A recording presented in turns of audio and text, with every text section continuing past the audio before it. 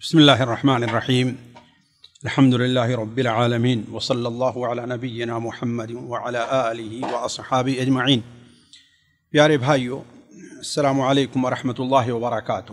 یہ صدقہ فطر سے متعلق جو حدیثیں چل رہی تھیں ان میں کی آج شاید تیسری یا چوتھی حدیث ہے حضرت عبداللہ ابن عباس رضی اللہ تعالی عنہما سے۔ وعن ابن عباس رضی اللہ تعالی عنہما قال فرض رسول اللہ صلی اللہ علیہ وسلم زکاة الفطر طہرة للصائم من اللغو والرفث وطعمة للمساکین فمن اداها قبل الصلاة فهي زکاة مقبولة ومن اداها بعد الصلاة فهي صدقة من الصدقات رواہ ابو داؤد وابن ماجہ وصححہ الحاکم۔ یہ حدیث زکوٰۃ فطر کی حکمت اور اس کے وقت سے متعلق ہے، یعنی گویا اس حدیث میں دو بڑی اہم باتیں بیان کی گئی ہیں۔ کیا؟ اولاً تو زکوٰۃ فطر کی حکمت کیا ہے اور زکوٰۃ فطر کا وقت ادا کیا ہے، زکوٰۃ فطر کی وقت ادا کیا ہے۔ حضرت عبداللہ ابن عباس رضی اللہ تعالی عنہما سے روایت ہے کہ رسول اللہ صلی اللہ علیہ وسلم نے صدقہ فطر روزہ دار کی لغویات اور فحش گوئی سے روزہ کو پاک کرنے کے لیے، اگر جو ہے یہ روزہ کو نہیں بلکہ روزے کو پاک کرنے کے لیے، روزے دار کو پاک کرنے کے لیے ہوتا تو زیادہ مناسب ہوتا، لیکن چلیے ترجمہ ہے کہ صدقہ فطر یعنی فطرانہ روزہ دار کی لغویات اور فحش گوئی سے روزہ کو پاک کرنے کے لیے اور مساکین کو کھانا کھلانے کے لیے مقرر کیا گیا ہے۔ گویا یہ زکوٰۃ فطر کی حکمت ہے۔ دو حکمت یہاں بیان کی گئی، ابھی اس کی تھوڑی سی وضاحت کرتا ہوں۔ تو روزہ دار کی لغویات اور فحش گوئی سے، لغویات اور فحش گوئی دونوں الگ الگ چیزیں ہیں۔ لغویات یعنی لغو بات، اولاً وہ بات جو شرع کے خلاف ہو، ثانیاً وہ بات جس کا کوئی فائدہ نہیں ہے۔ کیوں؟ اس لیے کہ اصل یہ ہے کہ روزے دار ایک عبادت کے اندر ہے، اور عبادت میں اگر کوئی شخص رہے تو لغو بات کرے، وہ بات جس کا کوئی فائدہ نہ ہو، وہ بات جو اس کے لیے نہ دین کا فائدہ دے نہ دنیا کا، بلکہ اگر اس کا صرف یہی نقصان ہو کہ جس وقت میں یہ لغو بات یا لغو کام کر رہا ہے اس کا وقت کتنا قیمتی ہے، اگر اسے وہ شخص دین آخرت کے لیے استعمال کرتا تو اس کی وجہ سے کتنا اونچا مقام بلند ہو سکتا تھا، کتنا اونچا مقام ہو سکتا تھا۔ اسی لیے آپ دیکھیں کہ قرآن مجید میں لغو کی مذمت کس قدر واضح ہے کہ جنت میں جانے جانے والے جنت کا وارث بنانے کے لیے جن کاموں کی ضرورت ہے ان میں سے کیا؟ لغویات سے پرہیز بھی ہے۔ جن امور کی بنیاد پر انسان کو کامیاب کہا ہے، مومنین کو کامیاب کہا ہے، کافروں کو نہیں، مومنین کو، ان میں سے ایک یہ بھی ہے کہ انسان لغو سے، قد افلح المؤمنون الذین هم فی صلاتهم خاشعون والذین هم عن اللغو معرضون والذین هم للزکاة فاعلون۔ ذرا غور کریں، نماز کے بعد زکوٰۃ سب سے اہم ہے، لیکن اس کو مؤخر کر کے درمیان میں کیا لے آئے ہیں؟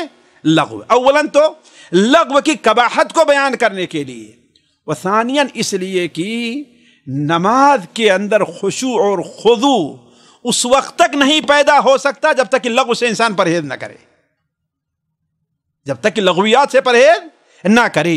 اسی طریقے سے روزے کی قبولیت، روزے کا مقصد اس وقت تک ادا نہیں ہوتا جب تک انسان لغویات سے پرہیز نہ کرے۔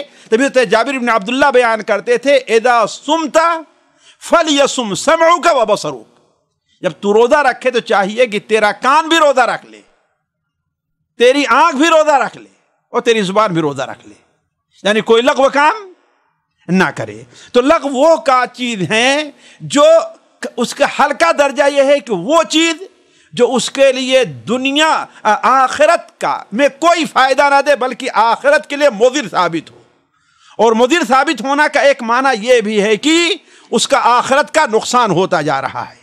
اور فحش گوئی، فحش گوئی لغویات میں تفصیل میں نہیں گیا، ورنہ جھوٹ ہے، غیبت ہے، چغلی ہے، یہ ساری چیزیں اس کے اندر داخل ہے. گالی دینا ہے، یہ بھی اس میں داخل ہے. اور آپ لوگ جانتے ہیں کہ نبی صلی اللہ علیہ وسلم کی حدیث ہے من لم يدع قول الزور والعمل به فليس لله حاجة في ان يدع طعامه وشرابه. جو شخص جھوٹ بولنے، جھوٹ پر عمل کرنے، بکواس کرنے سے پرہیز نہ کرے تو اللہ تعالیٰ کو اس کے بھوکے رہنے کی پیاسے ضرورت نہیں ہے. کم من صائم لیس من صیامه الا الجوع والعطش. کتنے روزے دار ایسے ہیں کہ انہیں روزے میں صرف کیا ملنے والا ہے؟ بھوک اور پیاسا، نہیں کوئی اجر ملنے والا نہیں. کیوں؟ اس لیے کہ وہ لغویات سے پرہیز نہیں کرتے. لیکن انسان نفسیاتی طور پر کمزور ہے. بسا اوقات نہ چاہتے ہوئے بھی بغیر ارادے کے شیطان کے وسوسے اور انسانی نفس نفس امارہ کے دباؤ کی وجہ سے بسا اوقات انسان لغویات کر لیتا ہے. لہذا تو لغویات اور فحش گوئی وہ ایسے کلام ہیں جو انسان خاص میاں بیوی کے درمیان کے کلام ہوا کرتے ہیں. میاں بیوی کے درمیان کے جو کلام بے حیائی کی باتیں جسے ہم لوگ کہتے ہیں وہ ہوتے ہیں. تو لغویات اور فحش گوئی سے روزہ کو پاک کرنے کے لیے اور مساکین کو کھانا کھلانے کے لیے مقرر کیا گیا ہے. مساکین یعنی مسکینوں کو کھانا، گویا زکوٰۃ فطر کی اس میں 2 حکمت بیان کی گئی. جو اسے نماز ادا کرنے سے پہلے ادا کر دے تو وہ مقبول ہے. نماز ادا یعنی نماز مراد کیا ہے؟ نماز فجر نہیں ہے، نماز عشاء نہیں ہے، نماز مغرب نہیں ہے، نماز عید ہے. اس لیے کہ عید الفطر کا سب سے اہم وظیفہ کیا ہے؟ وہ اس دن عید کی نماز پڑھنا ہے. تو مساکین اور جو اسے نماز ادا کرنے سے پہلے ادا کر دے وہ تو مقبول ہے. وہ تو مقبول ہے کیا مطلب؟ وہ صدقہ مقبول ہے، وہ انسان مقبول نہیں ہے. وہ صدقہ یعنی جو شخص ہے اس کو ادا کرے گا تو وہ صدقہ مقبول ہے. اور جو ادائیگی نماز کے بعد کرے، ذرا آپ اس پر غور کریں گے. آپ نے کیا فرمایا؟ جو ادا کر دے. یہ نہیں کہا جو دے دے، جو نکالے یہ نہیں کہا کہ جو نکالے، کیا کہا؟ جو ادا کر دے. تو جو اسے نماز ادا کرنے سے پہلے ادا کر دے تو وہ تو مقبول ہے. وہ تو مقبول ہے یعنی وہ صدقہ مقبول ہے. اور جو ادائیگی نماز کے بعد دیا جائے یعنی جو صدقہ، جو فطرانہ نماز کی ادائیگی یعنی عید کی نماز کے بعد دیا جائے تو یہ صدقوں میں سے ایک صدقہ ہے. یعنی وہ عام صدقہ تو ہو جائے گا لیکن یہ واجبی صدقہ فطر نہیں ہوگا. عام صدقہ ہو گیا اور واجبی صدقہ فطر نہیں ہوا. اس حدیث کو امام ابو داؤد اور امام ابن ماجہ نے روایت کیا ہے اور امام حاکم نے اسے صحیح قرار دیا ہے. اب چونکہ وقت زیادہ نہیں ہے اس لیے ہم جلدی سے اس حدیث سے متعلقہ بعض فوائد کی طرف آتے ہیں. دیکھیے اس حدیث میں سب سے پہلی چیز یہ ہے، جیسے کہ ہم نے عنوان میں بتایا کہ زکوٰۃ فطر کی حکمت بیان ہوئی ہے. 2 حکمتوں کا بیان ہے. پہلی چیز کیا ہے کہ روزے دار، ایک کا تعلق روزے دار کی اپنی ذات سے ہے اور دوسرے کا تعلق روزہ دار جس معاشرے اور جس ماحول میں رہ رہا ہے اس سے ہے. اور ایک اور چیز ہم ذکر کریں گے جس کا تعلق بندے اور اس کے رب سے ہے. یہ 3 حکمتیں صدقے فطر ادا کرنے کی ہو سکتی ہے. 2 کا تو ذکر ہے اور تیسرے کا ہم نے استنباط کیا ہے. تو پہلی حکمت جس کا تعلق خود روزے دار کی اپنی ذات سے ہے وہ یہ کیا ہے کہ انسان کے روزے میں یا روزے کی حالت میں اگر بعض نازیبا حرکتیں، بعض نازیبا باتیں، بعض ایسے کام اس سے ہو گئے ہیں جو روزے کو توڑتے تو نہیں ہیں، البتہ روزے کی حکمت جو بیان کی گئی لعلکم تتقون اس کے منافی ہے. روزے کی جو حکمت بیان کی ہے اللہ نے قرآن مجید میں وہ کیا ہے؟ لعلکم تتقون، اس کے منافی ہے. یعنی ہر وہ کام کرنا جو روزے کی حکمت کے منافی ہے، اگر اس سے ہو گیا ہے، اور جیسا کہ انسان فطرتاً کمزور پیدا کیا ہے، عزم کے لحاظ سے کمزور ہے، اس سے ایسی چیزیں نہ چاہتے ہوئے بھی ہو جاتی ہیں۔ غصے میں آیا اور کسی کو کچھ کہہ دیا، یاد نہیں رہا، کسی سے کوئی ایسی بات کہہ دی، اس کا مذاق اڑا دیا، یعنی کوئی بھی چیز ہو سکتی ہے۔ تو لیکن شرط یہ ہے کہ وہ انسان اس پر اصرار نہیں، اس پر شرمندہ ہو، اس پر اپنے کمزوری کا اسے احساس ہو۔ اگر یہ ہے تو یہ سمجھیے کہ روزہ اس کے ان کوتاہیوں کا کفارہ بن جائے گا اور اس کمی کو پورا کر دے گا۔ دوسری چیز یہ ہے کہ جو معاشرے سے تعلق رکھتی ہے، کہ انسان جس معاشرے میں رہتا ہے تمام لوگ اس میں ایک معیار کے نہیں ہوتے، اور زیادہ تر آپ دیکھیں کہ ایک آدھ دو جگہ سعودیہ وغیرہ کو چھوڑ دیا، ورنہ عام طور پر لوگ وہ ہوتے ہیں جن کے پاس اس عید کی خوشی میں شریک ہونے کے سامان نہیں ہوتے، خصوصاً کھانے پینے کا مسئلہ۔ تو اللہ کے رسول صلی اللہ علیہ وسلم نے ان کی رعایت کرتے ہوئے یہ کیا کہ گویا کہ آپ صدقہ نکالیے اور مسکینوں کو دیجئے، تاکہ اس دن وہ محنت مزدوری ہے، بھیک مانگنا ہے، یہ کرنا ہے، اس سے وہ بے نیاز رہے۔ یا اگر کوئی سفید پوش ہے جو اگرچہ محتاج ہے، اپنے بچوں کا پورا کھانا نہیں دے پاتا، لیکن وہ کسی کے سامنے ہاتھ ہے نہیں پھیلاتا ہے، ظاہر بات اگر اس کے پاس کھانا نہیں ہوگا تو بچے اس کے ہماری آپ کی عید میں کیسے شریک ہو پائیں گے؟ تو اس لیے اللہ کے رسول صلی اللہ علیہ وسلم نے بیان فرمایا طعمۃ للمساکین، یہ کھانا ہے مسکینوں کے لیے، مسکینوں کے لیے کھانا ہے۔ تیسری حکمت جو ہم نے کہا، پہلی حکمت ہم نے کیا بیان فرمائی، یاد رکھیے، جو بندے کی اپنی ذات اور اس کی اپنی عبادت سے تعلق ہے۔ دوسرا، بندہ جہاں رہتا ہے اس معاشرے سے ہے۔ تیسرا، بندے اور اس کے رب کے درمیان کا معاملہ ہے۔ وہ کیا چیز ہے کہ گویا شکرانے کے طور پر اللہ تبارک و تعالی نے رمضان اس کا بخیر گزار دیا، اس نے اپنا روزہ رکھ لیا، پورا کر لیا، اللہ تبارک و تعالی نے اسے کسی ایسی آفت میں مبتلا نہیں کر دیا کہ وہ روزہ تراویح وغیرہ نہ رکھ سکے۔ یہ عمومی حالت ہے، ورنہ بعض ایسی حالت ہوتی اس سے اس کا اعتبار نہیں ہے۔ اس کے شکریہ کے طور پر، اس کے شکریہ کے طور پر وہ گویا کہ صدقہ ادا کر رہا ہے۔ دوسرا فائدہ، صدقہ گناہوں کی معافی اور آگ سے نجات کا ذریعہ ہے۔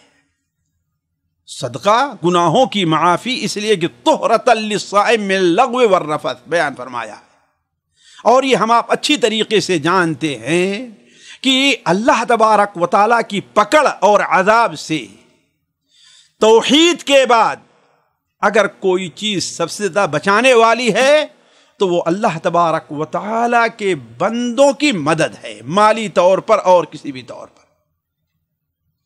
جیسا کہ یہ بات اچھی طریقے سے واضح ہے کہ آپ صلی اللہ علیہ وسلم کیا بیان فرمایا، الصدقۃ تطفئ الخطیۃ کما یطفئ الماء النار۔ صدقہ گناہوں کو ایسے، اس لیے کہ گناہ آگ میں جانے کا سبب ہے، ایسے ہی مٹا دیتا ہے، بجھا دیتا ہے جیسے کہ پانی آگ کو بجھا دیتا ہے۔ اسی لیے اللہ کے رسول صلی اللہ علیہ وسلم نے کسی اور چیز کو نہیں بلکہ روزے دار کی ان کوتاہیوں کا کفارہ کس سے کیا؟ صدقہ سے۔ اور آپ لوگ جانتے ہیں حضرت عبداللہ بن مسعود کا وہ واقعہ بیان کیا ہوا کہ ایک شخص نے 60 سال تک اللہ کی عبادت کی تھی، پھر اس کے بعد اس شیطان کا غلبہ ہوا اور 6 دن تک اس نے زنا کیا۔ نتیجہ کیا نکلا کہ 60 سال کی عبادت ایک طرف اور 6 دن کا گناہ ایک طرف جب رکھا گیا پلے میں تو گناہ بھاری ہو گیا۔ لیکن شخص کو اللہ کے اس عذاب سے نجات دینے والی چیز کون ہے؟ کس نے اس کے 60 سال کی باتوں کو بھاری کس نے کیا ہے؟ کہ مرنے کے وقت اس نے آدھی روٹی، ایک روٹی کا ٹکڑا اللہ کے راستے میں صدقہ کر دیا تھا، وہ بھاری ہو گیا ہے۔ تو اللہ تعالیٰ کی رضا حاصل کرنے کے لیے، اللہ کے عذاب سے بچنے کے لیے صدقہ میرے ساتھیوں بہت اہم چیز ہے، اس کا اہتمام کرنا چاہیے۔ تیسری چیز، زکوٰۃ فطر کا نکالنا کافی نہیں ہے۔ غور کریں گے، ہم نے پہلے ہی ترجمے میں بتایا تھا، زکوٰۃ فطر کا نکال دینا کافی نہیں ہے بلکہ ادا کرنا ضروری ہے۔ فرق سمجھیں، نکالنا یہ بھی ہے کہ ہم نے اتنا غلہ لیا نکال کر اپنے گھر کے اندر رکھ دیا ہے، نکالنا کافی نہیں ہے۔ کیا کافی ضروری ہے؟ آپ نے کیا فمن اداہا، جو ادا کرتا ہے، ذمہ دار جو لوگ ہیں، چاہے کمیٹی ہے یا فقیر ہے، آپ کو وہاں تک پہنچے، باقی ان کی ذمہ داری ہے۔ صرف نکال دینا کافی نہیں ہے، نکال دینا بعض علماء نے جیسے کہ احمد بن حنبل رحمہ اللہ اس صورت میں کہا ہے کہ ارجو لا باس بہ، ہم سمجھتے ہیں کہ کوئی حرج نہیں، اس شکل میں کہ آپ کو محتاج نہیں ملا یا آپ کسی نیک اور صالح سمجھتے ہیں، وہ وقتی طور پر آپ کے پڑوسی ہے، آپ کا وہ زیادہ حقدار اور موجود نہیں ہے، آپ اس کو دینا چاہتے ہیں، فیملی والا ہے، بچے ہیں چھوٹے چھوٹے محتاج ہے، آپ دینا، لیکن وہ نہیں ہے، تو ایسی صورت میں اگر کوئی نکال کر کے رکھ دے تو امید کی جا سکتی ہے قبول ہوگا، لیکن بہتر نہیں کرتا کہتا میں۔ تو یہ فرق سمجھے کہ صدقہ فطر نکالنا اور ہے اور ادا کرنا اور ہے، ضروری ہے کہ وہ کیا کیا جائے، وہ ادا کیا جائے۔ چوتھا فائدہ، اس کا وقت عید کے دن نماز سے قبل ہے، اور یہ اسی صورت میں بندہ قبول، اس صدقے کی قبولیت اور اس پر اجر کا مستحق ٹھہرے گا۔ کب ہے؟ جبکہ وہ عید کی نماز سے پہلے نکال دے۔ لہذا اگر کوئی عید کی نماز کے بعد مؤخر کرتا ہے تو یہ چیز جائز نہیں ہوگی، یہ چیز قبول نہیں کی جائے گی۔ کیوں؟ اس لیے کہ آپ نے صراحت ساتھ کیا بیان فرمایا کہ فمن اداہا، جو شخص نماز ادا کرنے سے پہلے، اسے نماز ادا کرتا ہے تو وہ مقبول ہوگا۔ اس کا معنی کیا ہے؟ اگر نماز ادا کرنے سے پہلے نہ دے تو وہ مقبول نہیں ہے، جیسا کہ آگے بیان فرمایا ہے۔ تو اس کا وجوبی وقت کیا ہے؟ بعض علماء اس طرف گئے ہیں کہ وہ جائز ہے، لیکن حدیث کے الفاظ اس کی تائید نہیں کرتے۔ پانچواں فائدہ، اگر کسی عذر سے زکوٰۃ فطر نماز عید سے قبل ادا نہ کر سکا تو بعد میں ادا کرے، انشاءاللہ مقبول ہوگی۔ اب کہیں گے اب تک میں کہہ رہا تھا مقبول ہی نہیں، اب کہیں مقبول ہوگی۔ فرق سمجھیں دونوں میں۔ وہ اس صورت میں ہے کہ انسان کے پاس استطاعت ہے ادا کرنے کی، وقت ہے، لیکن ادا نہیں کر رہا ہے، ادا کر سکتا تھا لیکن نہیں ادا کر رہا ہے، تب تو بعد میں ادا کرے گا، تب تو وہ قبول نہیں ہوگی۔ لیکن اگر کوئی عذر ہے، مثال سے کوئی بھول گیا، کسی سے کہا تھا دے دینا، وہ بھی بھول گیا، یا اچانک ایسی خبر آئی، بہت سے لوگوں کو ہوتا ہے، ایک سال میرے اوپر بھی ایسی چیز آ چکی ہے، اچانک خبر آ گئی عید کی، اور سمجھے تھے کیا کہ عید کب ہوگی؟ اگلے دن ہوگی، اور عید کی خبر آ گئی۔ اب کہاں ڈھونڈنے جائیں مسکین کو؟ خاص طور سعودیہ میں رہ کر کے ڈھونڈنا کیا ہے، مشکل ہوتا ہے، اور وہ بھی ہم نئے آئے تھے، لوگوں کو جانتے پہچانتے نہیں تھے۔ تو اگر کوئی ایسی صورتحال پیش آ جائے کہ اب ادا کرنا صحیح طور پر مشکل ہے، تو اب اگر بعد میں ادا کرے تو انشاءاللہ قبول ہوگا۔ کیوں؟ اللہ کے رسول صلی اللہ علیہ وسلم نے کیا بیان فرمایا؟ من نام عن الصلاة او نسیها فلیصلیها اذا ذکرها۔ دونوں میں فرق ہے، ایک شخص سو گیا اور نماز کو بھول گیا، تو لیکن جب یاد آئے تو اس کا ادا کرنا، اس پر کوئی گناہ، اس کی نماز مقبول ہوگی۔ اسی لیے وہ لوگ جو جان بوجھ کر کے نماز کو چھوڑتے ہیں، جان بوجھ کر کے نماز قضا کرتے ہیں، ان کی نماز واللہ عالم نہیں ادا ہوتی ہے۔ چھٹا فائدہ، زکوٰۃ فطر کا مصرف۔ عام طور پر سوال ہوتا ہے کہ ایک شخص ہے، اس کے اوپر بہت قرض ہے، ہم لوگ اس کو اپنا صدقہ دینا چاہتے ہیں۔ ایک شخص ہے، وہ بہت بڑی فیملی والا ہے، اس کو ہم لوگ صدقہ دینا چاہتے ہیں۔ ایک شخص ہے، ہم چاہتے ہیں اس کے اوپر اتنی دیت ہو گئی، اس کا قرض ادا کرنا چاہتے ہیں، وہ لوگ اچھی طریقے سے سنیں کہ صدقہ فطر کا مصرف زکوٰۃ کا مصرف نہیں ہے کہ 8 جگہوں پر میں کہیں بھی خرچ کیا جائے۔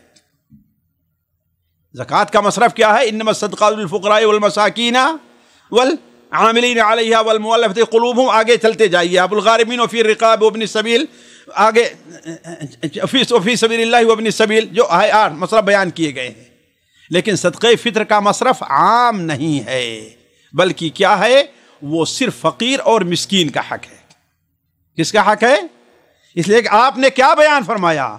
طعمۃ للمساکین، طعمۃ للمساکین، مسکینوں کو کھانا ہے، لہذا اگر کوئی شخص غیر مسکین کو دیتا ہے تو وہ قبول نہیں ہے۔ اور یہیں سے مساکین سے علماء نے لیا ہے کہ یہ مسلمان ہے نا، کہ وہ مسلمانوں کا معاملہ ہے، بلکہ زکوٰۃ کے بارے میں بعض علماء نے تو اجماع نقل کیا ہے کہ زکوٰۃ غیر مسلم کو نہیں دی جائے گی۔ 7واں فائدہ جو حدیثی سے ماخوذ ہے لیکن موضوع سے الگ ہے، جو عبادتیں وقت کے ساتھ مشروط ہیں، جو عبادتیں وقت کے ساتھ مشروط ہیں، اگر انہیں بغیر عذر کے مؤخر کیا جائے تو وہ مقبول نہیں بلکہ مردود ہوں گی۔ ہم نے یہ کہاں سے لیا ہے؟ اسی حدیث میں ہے، من اداہا قبل الصلاۃ فہی زکوٰۃ مقبولہ ومن اداہا بعد الصلاۃ فہی صدقۃ من الصدقات۔ گویا کہ وہ بطور زکوٰۃ فطر کے مقبول اللہ کے ہاں نہیں ہوگی۔ زکوٰۃ فطر کے بطور مقبول ہونے کے ہے کہ نہیں ہے؟ جیسے مثال کے طور پر ایک شخص کے اوپر نماز کب فرض ہے؟ ظہر کی، جب ظہر کا وقت ہو جائے تو اب اگر کوئی آدمی اذان سے 1 منٹ پہلے، یعنی اذان کی بات نہیں ہے، کس سے؟ زوال سے 1 منٹ پہلے نماز پڑھنا شروع، اس کی نماز ہو جائے گی؟ نہیں ہوگی۔ جان بوجھ کر کرے گا گنہگار ہوگا، اس سے کیا ہوتا ہے؟ اور اگر انجانے میں کرے گا تو یہ نفلی نماز ہوگی، وہ اس کی نماز فرض ادا نہیں ہوگی۔ تو فمن اداہا، اس طریقے سے ایک چیز اور یہاں پر واضح کر دیں، جو سمجھدار اہل علم لوگ ہیں ان کے لیے مفید ہے کہ اللہ تبارک و تعالی نے بعض ایسے امور رکھے ہیں، عبادات رکھی ہیں کہ جس میں فقہی طور پر جو 5 احکام ہیں، فقہی احکام 5 ہیں، واجب ہے، جائز ہے، حرام ہے، مکروہ ہے اور مستحب ہے۔ یہ 4 احکام ہے نا شرعی، 5 نا؟ کون؟ واجب ہے، جائز ہے، مستحب ہے، حرام ہے اور مکروہ ہے۔ یہ 5 چیزیں ہیں۔ اگر علماء کے اقوال کو لیا جائے تو صدقہ فطر پر 5 کو فٹ کیا جا سکتا ہے۔ اور یہ چیز شیخ الحدیث مبارک پوری رحمہ اللہ نے اپنی کتاب مرعات المفاتیح میں تفصیل کے ساتھ رکھی ہے، مثالوں کے ساتھ رکھی ہے۔ اور جو لوگ عربی سمجھتے ہیں، میں کہوں گا کہ وہ لوگ اس کتاب کو مطالعے میں رکھیں اپنے، خاص طور پر حدیث کی احادیث جو فقہ ان کی وضاحت کے لیے۔ متاخرین میں شاید ہی ان کے زمانے تک اتنی مفید کوئی شرح لکھی گئی ہو حدیث کی، متاخرین میں اتنی مفید شرح، اور بالاخص ہمارے ہندوستان پاکستان میں کوئی شرح اتنی مفید نہیں لکھی گئی، لیکن اللہ تعالیٰ کی مصلحت اور حکمت کیا ہے کہ وہ کتاب کامل نہیں ہو پائی۔ بعض فقہاء نے صدقہ فطر سے متعلق یہ نقطہ بیان کیا ہے کہ اس میں 5 احکام داخل ہیں۔ یعنی کیا ہے؟ جائز۔ جائز کب ہے؟ عید سے 1-2 دن پہلے، عید سے 1-2 دن پہلے ہے نا، یا بعض علماء کے نزدیک اور پہلے بھی جائز ہے۔ واجب کب ہے؟ عید کی نماز سے پہلے ہے نا، عید کی نماز کے بعد نہیں۔ مستحب کب ہے؟ مستحب کب ہے؟ نہیں، ہاں، عید کے دن نماز سے پہلے، فجر کے بعد سے لے کر کے عید تک جانے کے تک جو ہے یہ مستحب ہے، اور عید سے پہلے ہو گیا تو نماز سے وہ واجب ہو گیا۔ فرق سمجھے نا؟ واضح ہے نا فرق؟ 3 چیزیں ہو گئی، مکروہ کب ہے؟ بعض علماء کے نزدیک عید کے بعد عید کے دن تک مکروہ ہے. بعض علماء، سب کے نزدیک نہیں ہے، بلکہ شاید جمہور اس طرف گئے، اس لیے میں اس کو ذکر کر رہا ہوں. جمہور علماء اس طرف گئے ہیں کہ وہ پورا دن کیا ہے؟ عید کا ہے، اس لیے. اور حرام کب ہے؟ عید کے دن کے بعد حرام ہے. عید کے دن کے بعد حرام ہے. اور اس حدیث کی روشنی میں عید کے بعد یہ پانچوں احکام، بعض فقہا نے ذکر کیا ہے کہ اس کے اندر پانچوں احکام آ سکتے ہیں، حرام، واجب اور یہ چیزیں. سامعین اکرام، ہمارے علمی اور عوامی دروس اور سوال و جواب کی مجلسوں سے آپ خود بھی مستفید ہوں اور اپنے دوست و احباب کے ساتھ بھی شیئر کریں. عین ممکن ہے کہ آپ کے شیئر سے کسی کی اصلاح اور آپ کے لیے صدقہ جاریہ بن جائے. واٹس ایپ پر اسلامک میسج حاصل کرنے کے لیے نمبر نوٹ فرمائیں: یعقوب عزیز 00966 5089595707. واٹس ایپ سوال جو آپ گروپ میں ایڈ ہونے کے لیے نمبر نوٹ فرمائیں: عبدالسلام عمری 00966 502627 نمبر بھیجتے ہوئے نام اور پتہ ضرور لکھیں. اسی طرح ہمارے یوٹیوب چینل اسلامی دعویٰ کو ضرور سبسکرائب کریں تاکہ ہماری ہر نئی اور اہم ویڈیو کی اطلاع آپ کو فوری حاصل ہو جائے. تمام دروس، مقالات اور سوال و جواب سیریز کے لیے ہماری مشہور ویب سائٹ www.islamidawah.com کا مشاہدہ کرتے رہیں. السلام علیکم ورحمۃ اللہ وبرکاتہ.